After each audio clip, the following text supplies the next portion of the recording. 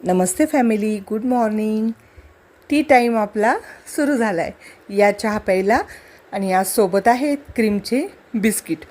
आणि इथे बघा, ती जी पिल्लांना आपण वाचवलं होतं ना, त्यांची आई रोज येते. ज्या दिवशीपासून आपण पिल्लं आणलेत ना तिच्या सुरक्षित जागेवर, त्या दिवसापासून ती रोज येते, दीदीशी बोलते, दीदीला हाताने म्हणजे काय म्हणायचं असेल तिला, पण दीदीकडे एकदम तिच्या भरलेल्या डोळ्यांनी बघते आणि एक प्रकारचं दीदीला काहीतरी असं हाताने बघा खुणवती आहे आणि दीदीशी बोलत असते ती.